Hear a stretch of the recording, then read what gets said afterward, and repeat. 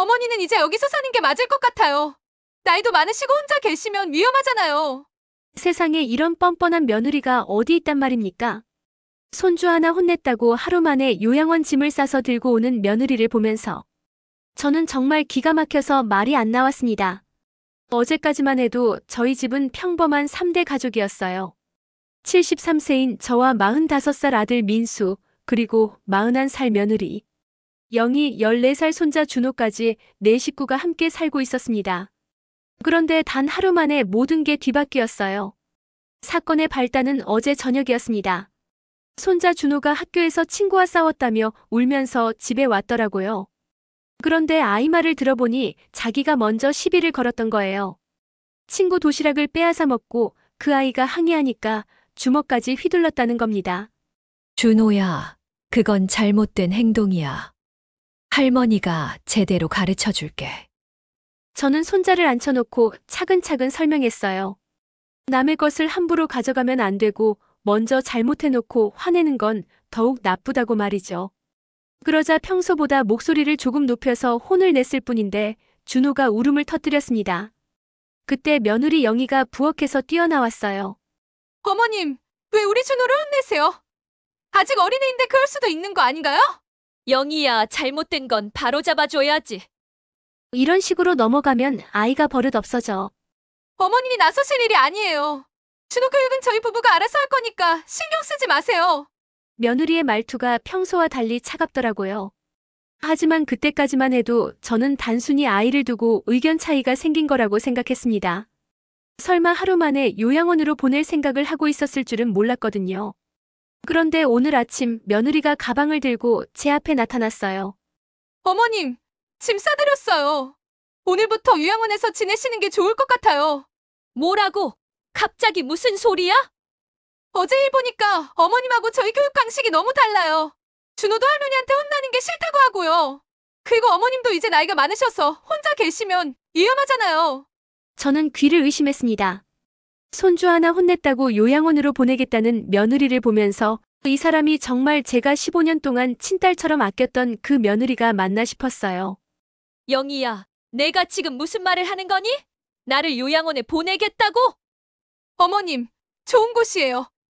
또래 어르신들도 많고 프로그램도 다양하고요. 혼자 계시는 것보다 훨씬 좋으실 거예요. 하지만 며느리의 눈빛에서는 조금의 미안함도 찾아볼 수 없었습니다. 오히려 빨리 나가달라는 듯한 차가운 시선만 느껴졌어요. 아들 민수는 출장 중이어서 집에 없었고 며느리는 이미 요양원과 모든 걸 다 정해놓은 상태였습니다. 제가 아무리 항의해도 소용없었어요. 결국 저는 평생 살던 집에서 쫓겨나듯 나와야 했습니다. 도대체 15년 동안 친딸처럼 아끼며 키워준 며느리가 어떻게 하루아침에 이렇게 돌변할 수 있었을까요? 그리고 앞으로 이 며느리에게 어떤 일이 벌어질지 여러분도 궁금하지 않으세요? 이 영상이 도움이 되셨다면 구독과 좋아요 부탁드립니다. 요양원에 도착해서 짐을 정리하면서 저는 지난 15년을 돌이켜봤습니다. 정말 며느리 영희를 위해서라면 뭐든지 해줬거든요. 영희가 처음 우리 집에 왔을 때가 생각나네요. 26살의 수줍은 아가씨였는데 집안 형편이 어려워서 제대로 된 혼수도 준비하지 못했어요. 그런 영희를 보면서 저는 마음이 아팠습니다. 영희야, 걱정하지 마라. 어머니가 다 해줄게. 저는 제 적금을 깨서 영희 혼수를 새로 장만해줬어요. 냉장고, 세탁기, 에어컨까지 모든 가전제품을 다 새 것으로 사줬습니다. 그뿐만 아니라 금반지, 새 돌 목걸이 2개까지 선물로 줬어요. 어머님, 이렇게까지 하실 필요 없는데요. 뭘 그런 소리 하니? 우리 며느리인데 당연한 거지. 영희가 시집와서 적응하는 동안에도 저는 최대한 배려해줬습니다. 새벽에 일어나서 집안일 하는 소리에 영희가 깰까봐 발소리도 조심했어요. 영희가 늦잠 자고 싶어 하면 제가 대신 아침 준비를 다 했고요. 임신했을 때도 마찬가지였습니다. 입덧이 심하다며 아무것도 못 먹겠다고 하니까 저는 매일 다른 음식을 해서 갖다 줬어요. 새벽 2시에 갑자기 딸기가 먹고 싶다고 하면 아들을 깨워서 밤늦게라도 사다 주게 했습니다. 어머님, 죄송해요. 이상하게 이것만 먹고 싶어져서요. 임신부가 원하는 건 다 해줘야지. 뱃속 아이한테도 좋을 거야. 준우를 낳고 나서는 더 했어요. 영희가 산후조리 제대로 할 수 있도록 저는 밤낮 없이 아기를 돌봤습니다. 기저귀 갈고 분유 먹이고 밤에 울면 업고 달래기까지 모든 걸 제가 했어요. 어머님이 이렇게까지 해주시니까 정말 든든해요. 영희는 아이 돌보는 걱정 없이 푹 쉬었고 저는 나이 60이 넘어서 신생아 키우느라 잠도 제대로 못 잤습니다. 그래도 좋았어요. 예쁜 손자도 생겼고 며느리가 건강하게 회복되는 모습을 보니까 뿌듯했거든요. 준호가 조금 자라서는 더 바빠졌어요. 영희가 직장에 다시 나가겠다고 하니까 저는 손자 돌보는 일을 전담했습니다. 유치원 데려다주고 데리러 가고 아프면 병원에 데려가고 학습지 선생님 와서 공부 봐주는 것까지 모든 걸 제가 했어요. 어머님 덕분에 제가 일할 수 있어요. 정말 감사해요. 하지만 영희는 점점 달라지기 시작했습니다. 처음에는 고마워하던 게 어느 순간부터는 당연하다는 듯이 받아들이더라고요. 제가 아무리 힘들어도 어머님이 알아서 해주실 거죠? 라는 식이었어요. 특히 준호가 초등학교에 들어가고 나서는 더욱 심해졌습니다. 아이 숙제 봐주고 준비물 챙겨주고 학교 행사에 참석하는 것까지 모든 걸 저한테 맡겼어요. 영희는 친구들과 모임이 있다며 주말에도 자주 나갔고요. 준호 엄마가 또 안 오셨네요. 할머니가 늘 나오시는 걸 보니까 애들이 궁금해해요. 담임 선생님까지 그런 말씀을 하셨는데도 영희는 아랑곳하지 않았습니다. 오히려 어머님이 더 경험이 많으시니까 더 좋은 거 아니에요? 라며 뻔뻔하게 말했어요. 그런데도 저는 영희를 변호했습니다. 젊은 며느리가 스트레스 받을까봐, 아들과 갈등 생길까봐 항상 참고 넘어갔어요. 설마 이런 식으로 은혜를 원수로 갚을 줄은 몰랐거든요. 특히 영희 친정 어머니가 돌아가셨을 때는 정말 많이 도와줬습니다. 장례식 준비부터 뒷정리까지 모든 걸 제가 챙겼어요. 영희가 너무 슬퍼하니까 한 달 동안 집안일은 물론이고 준호 돌보는 것까지 전부 대신 해줬고요. 어머님 정말 감사해요. 어머님이 아니었으면 어떻게 했을지 몰라요. 그때 영희가 눈물을 흘리며 고마워했던 모습이 아직도 생생해요. 그런데 그 며느리가 어떻게 하루아침에 이렇게 변할 수 있었을까요? 요양원 침대에 누워서 천장을 바라보니까 억울함과 분노가 치밀어 올랐습니다. 15년 동안 온갖 희생을 다했는데 손주 하나 혼냈다고 이렇게 버려지다니요. 요양원에서 첫날 밤을 보내면서 저는 잠을 이룰 수가 없었어요. 계속 영희의 차가운 표정이 머릿속에 맴돌았거든요. 분명히 뭔가 다른 이유가 있을 거라는 생각이 들었습니다. 다음 날 아침 같은 방을 쓰는 할머니가 말을 걸어왔어요. 어르신 어제 오셨죠? 저는 최옥분이라고 해요. 여기 온 지 3년 됐습니다. 박순옥이에요. 잘 부탁드려요. 옥분 할머니는 78세로 저보다 5살 많았는데 정신이 또렷하고 눈빛이 예리했어요. 사람 보는 눈이 있다는 생각이 들었습니다. 그런데 어르신은 어떻게 여기 오게 되셨어요? 갑자기 오신 것 같던데요. 저는 어제 있었던 일을 옥분 할머니에게 털어놨습니다. 손자를 혼냈다고 하루 만에 요양원으로 보낸 며느리 얘기를 하니까 옥분 할머니가 고개를 저으며 혀를 찼어요. 어머나 그게 무슨 말도 안 되는 소리예요. 손주 교육하는 게 할머니로서 당연한 건데 그걸 가지고 요양원에 보내다니요. 그러게요. 저도 이해가 안 가요. 평소에는 그런 며느리가 아니었거든요. 어르신 제 경험으로는 그런 며느리들한테는 분명히 다른 속셈이 있어요. 단순히 교육 방식이 달라서 그런 게 아니라 시어머니를 내보내고 싶은 다른 이유가 있을 거예요. 옥분 할머니의 말이 마음에 와 닿았어요. 저도 어제부터 계속 그런 생각을 하고 있었거든요. 오후에 아들 민수가 출장에서 돌아와서 요양원으로 찾아왔습니다. 며느리 영희도 함께 왔는데 얼굴에는 아무런 미안함도 없더라고요. 엄마 미안해요. 제가 출장 가 있는 사이에 이런 일이 생겼네요. 민수야, 내 마누라가 나를 어떻게 내쫓았는지 알고 있니? 엄마, 영희 말로는 엄마가 준호를 너무 심하게 혼내서 아이가 스트레스 받는다고 하던데요. 아들의 말을 듣고 저는 기가 막혔어요. 영희가 아들한테 어떻게 말했는지 뻔히 보였거든요. 민수야, 나는 준호를 혼낸 게 아니라 잘못된 걸 가르쳐 준 거야. 친구 도시락 빼앗아 먹고 주먹질한 아이를 그냥 놔둘 수는 없잖니. 그래도 엄마, 요즘 애들은 예전과 달라요. 너무 강하게 혼내면 오히려 역효과가 날 수도 있고요. 영희가 옆에서 거들었어요. 어머님, 준호가 할머니한테 혼나고 나서 밤에 울면서 악몽까지 꿨어요. 아이 정서에 안 좋을 것 같아서요. 뭐라고? 준호가 악몽을 꿨다고? 저는 어이가 없었습니다. 제가 준호를 혼낸 건 고작 10분 정도였는데 그걸 가지고 악몽을 꿨다니요. 분명히 영희가 아이를 부추겨서 그런 말을 하게 한 거였어요. 영희야, 내가 준호한테 뭐라고 말했니? 할머니가 무섭다고 했니? 어머님, 전 아무 말도 안 했어요. 준호가 스스로 그런 말을 한 거예요. 하지만 영희의 눈빛을 보면서 저는 확신했습니다. 이 며느리가 아이를 이용해서 저를 내쫓을 구실을 만든 거였어요. 민수야, 내는 정말 내 마누라 말만 믿을 거니? 15년 동안 너희 가족을 위해 희생한 내 어머니 말보다. 아들이 잠시 망설였지만 결국 며느리 편을 들었어요. 엄마, 영희도 준호 걱정돼서 그런 거예요. 그리고 요양원도 나쁘지 않잖아요. 또래분들도 많고 프로그램도 다양하고요. 민수야, 너도 나를 여기 가둬두고 싶다는 거니? 가둬둔다는 게 아니라 엄마가 더 편하게 지내실 수 있을 것 같아서요.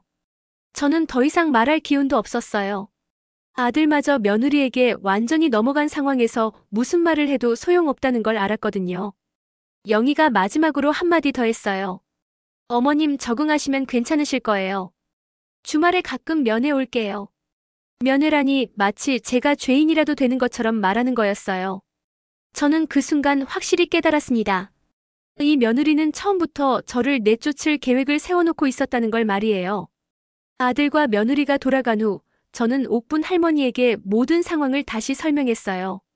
옥분 할머니는 제 얘기를 들으면서 계속 고개를 끄덕였습니다. 순옥 씨, 제가 봐도 그 며느리가 이상해요. 보통은 시어머니를 요양원에 보내는 것에 대해 미안해하거나 죄송해하는 게 정상인데 오히려 당당하더라고요. 그러게요.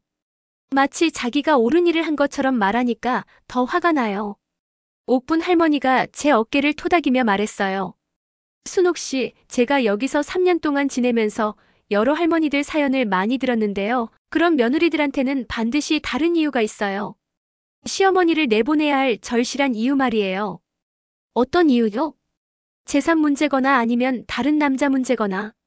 보통 그 둘 중 하나예요. 옥분 할머니의 말을 듣고 보니 그럴 수도 있겠다는 생각이 들었어요. 영희가 갑자기 돌변한 것도 손주 혼낸 것을 핑계로. 저를 내쫓은 것도 모두 다른 목적이 있어서일 수 있겠더라고요.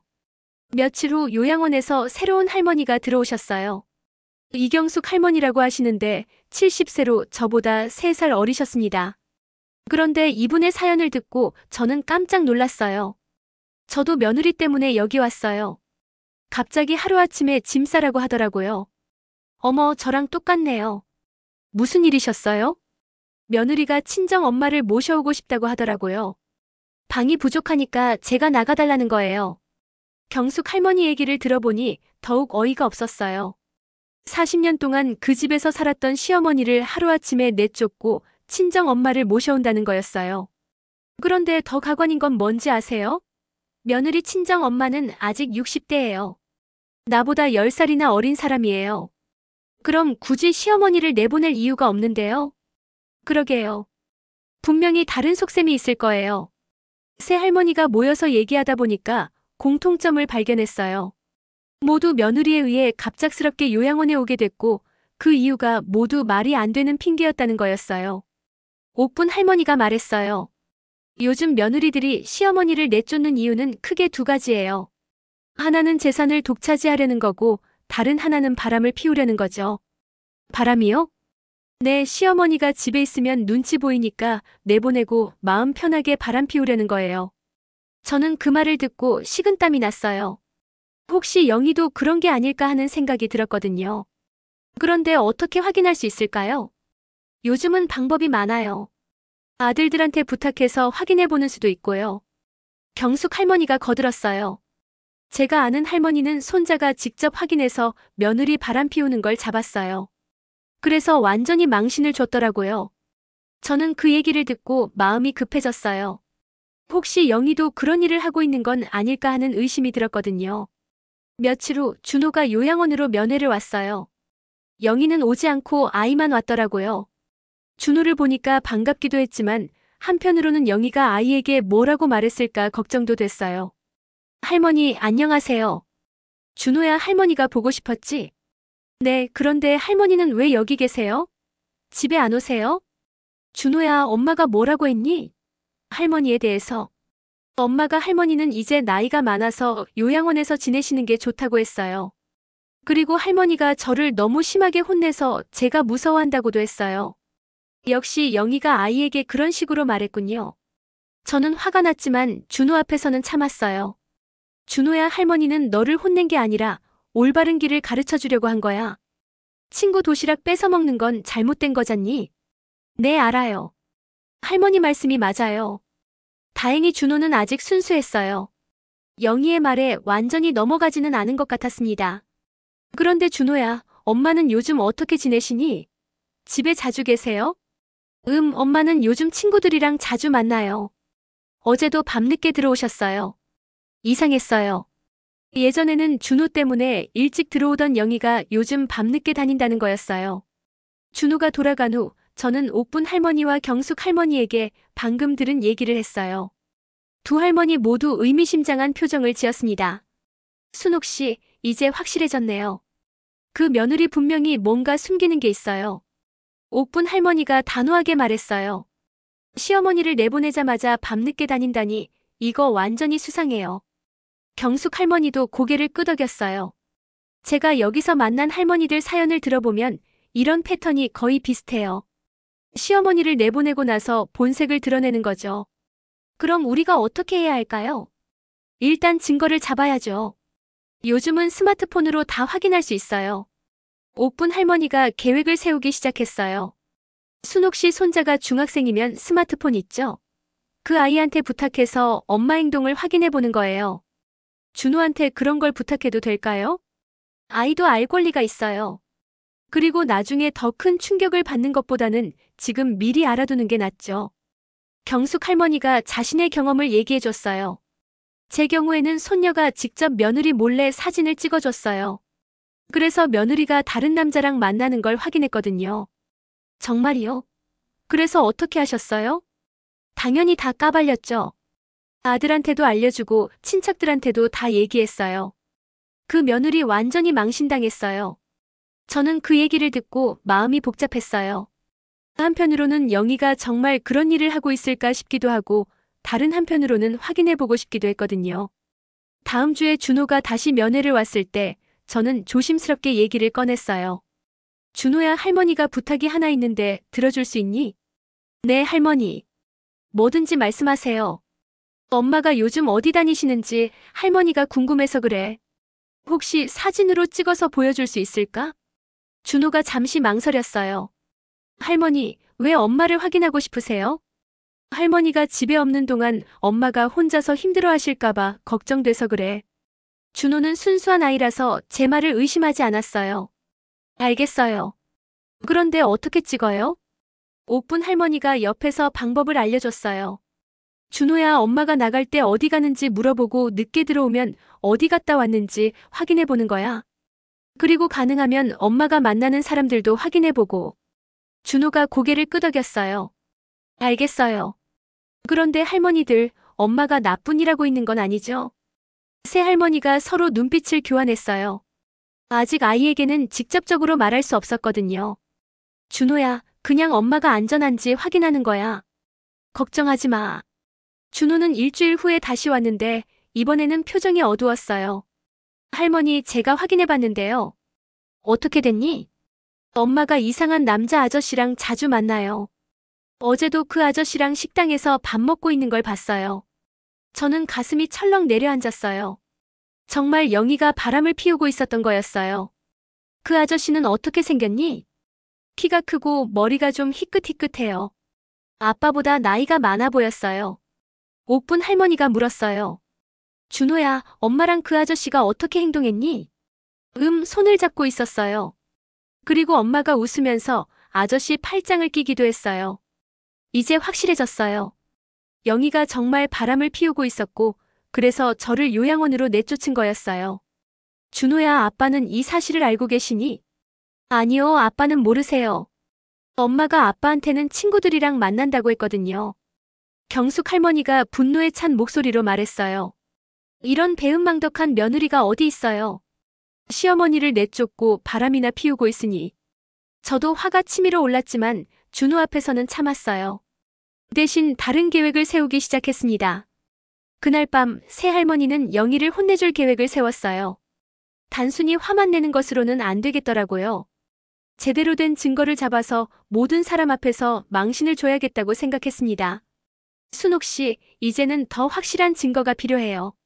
옥분 할머니가 말했어요. 준호가 말로만 설명하는 것보다는 사진이나 영상이 있어야 아들도 믿을 거예요. 경숙 할머니도 동의했어요. 제가 며느리 바람 피우는 걸 잡을 때도 사진 증거가 결정적이었거든요. 저는 준호에게 엄마 사진을 찍어달라고 부탁하기가 망설여졌어요. 아무래도 아이한테는 부담스러운 일이니까요. 할머니들 준호한테 그런 걸 시키는 게 맞을까요? 아직 어린아이인데. 순옥 씨, 지금 안 하면 나중에 더 큰 문제가 생겨요. 며느리가 계속 바람 피우다가 아예 집을 나가버릴 수도 있거든요. 옥분 할머니 말이 맞았어요. 영희를 그냥 놔두면 상황이 더 악화될 게 뻔했습니다. 다음 면회 때 준호에게 다시 부탁했어요. 준호야, 할머니가 한 가지만 더 부탁할게. 엄마가 그 아저씨랑 만날 때 사진을 찍어줄 수 있을까? 사진요? 왜요? 나중에 아빠한테 보여드리려고. 준호가 잠시 고민하더니 고개를 끄덕였어요. 알겠어요. 그런데 할머니, 이거 비밀이죠? 당연하지. 우리끼리만 알고 있는 거야. 일주일 후 준호가 가져온 사진들을 보고 저는 정말 기가 막혔어요. 영희가 모르는 남자와 카페에서 다정하게 앉아있는 모습, 손을 잡고 걷는 모습, 심지어 포옹하는 모습까지 모든 게 찍혀 있었어요. 준호야, 이거 언제 찍었니? 지난주에 엄마 따라가서 몰래 찍었어요. 엄마는 전혀 몰라요. 옥분 할머니와 경숙 할머니가 사진들을 보면서 혀를 찼어요. 이거 완전히 확실한 증거네요. 이제 변명할 여지가 없어요. 그런데 저 남자는 누굴까요? 준호가 대답했어요. 제가 들어보니까 회사 사장님이래요. 엄마가 전화할 때 사장님이라고 부르더라고요. 회사 사장이라고? 저는 더욱 화가 났어요. 영희가 직장에서 만난 남자와 바람을 피우고 있었던 거예요. 그러면서 시어머니인 저는 요양원으로 내쫓고 있었던 거고요. 이제 아들한테 알려줘야겠어요. 경숙 할머니가 말했어요. 그런데 그냥 사진만 보여주면 며느리가 변명할 거예요. 더 확실하게 잡아야 해요. 옥분 할머니가 계획을 제시했어요. 준호야, 엄마가 언제 그 남자랑 만나는지 미리 알려줄 수 있니? 그러면 할머니들이 직접 가서 확인해 볼게. 정말이요? 할머니들이 직접 가시겠어요? 당연하지. 우리가 눈으로 직접 확인해야 확실하잖니. 저는 처음에는 망설였어요. 요양원에서 나갈 수 있을지도 확실하지 않았고 영희와 마주치면 어떻게 될지도 걱정됐거든요. 하지만 옥분 할머니와 경숙 할머니가 용기를 줬어요. 순옥 씨, 이런 며느리한테 당하고만 있을 거예요? 우리가 나서서 혼내줘야 해요. 맞아요. 저도 며느리 때문에 여기 와 있는데 가만히 있을 수는 없어요. 결국 저희는 다음 주에 직접 나가기로 했어요. 준호가 영희의 약속 시간과 장소를 알려주기로 했고요. 며칠 후 준호가 알려준 정보는 충격적이었어요. 할머니, 엄마가 내일 오후 2시에 호텔에서 그 아저씨랑 만나기로 했어요. 호텔이라고? 세 할머니 모두 얼굴이 굳어졌어요. 카페나 식당이 아니라 호텔에서 만난다는 건 뻔한 일이었거든요. 이건 정말 심각해요. 완전히 선을 넘었네요. 순옥 씨, 이제는 정말 가서 현장을 잡아야 해요. 저도 더 이상 참을 수가 없었어요. 시어머니를 요양원에 버려놓고 호텔에서 바람을 피우다니, 이런 뻔뻔한 며느리를 그냥 놔둘 수는 없었습니다. 다음 날 오후 저희 새할머니는 요양원을 몰래 나왔어요. 원장님께는 병원에 간다고 말씀드렸고 택시를 타고 준호가 알려준 호텔로 향했습니다. 순옥 씨, 긴장 많이 되죠? 옥분 할머니가 제 손을 꽉 잡아줬어요. 네, 심장이 너무 빨리 뛰어요. 정말 영희가 거기 있을까요? 준호가 확인했으니까 틀림없을 거예요. 호텔에 도착해서 로비에서 기다리고 있는데 정말로 영희가 나타났어요. 평소보다 화장을 진하게 하고 새로 산 것 같은 옷을 입고 있었습니다. 저기 왔어요. 경숙 할머니가 작은 소리로 알려줬어요. 영희 뒤에는 준호가 설명한 대로 키 큰 중년 남자가 따라왔고요. 저 남자가 사장이라는 사람이군요. 완전히 확실해졌네요. 영희와 그 남자는 엘리베이터를 타고 위층으로 올라갔어요. 저희도 바로 다음 엘리베이터를 탔습니다. 몇 층으로 갔을까요? 일단 따라가 봅시다. 다행히 엘리베이터 층수 표시를 보니까 8층에서 멈춰 있었어요. 저희도 8층으로 올라갔습니다. 복도를 조심스럽게 걸어가는데 영희의 목소리가 들렸어요. 사장님, 시어머니를 요양원에 보내니까 정말 속이 시원해요. 그래? 이제 눈치 볼 필요 없으니까 편하겠네. 네, 이제 우리 마음 편하게 만날 수 있어요. 저는 그 말을 듣고 온몸에 힘이 빠졌어요. 정말 영희가 저를 내쫓은 이유가 바람을 피우기 위해서였던 거예요. 옥분 할머니가 제 어깨를 두드리며 속삭였어요. 순옥 씨, 이제 확실해졌어요. 녹음도 했으니까 증거도 있고요. 녹음요?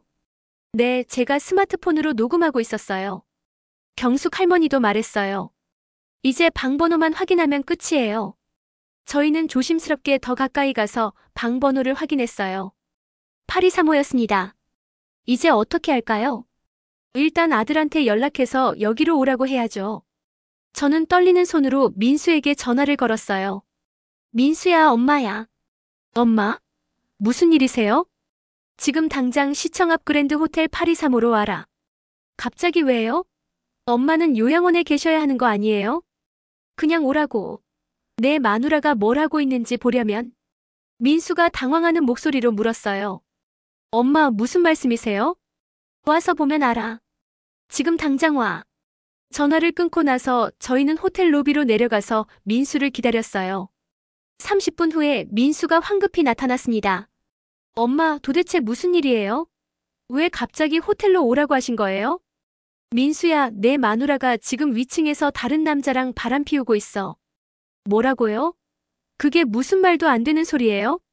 말도 안 되는 소리가 아니야. 할머니들이 다 봤어. 옥분 할머니와 경숙 할머니가 증언해줬어요.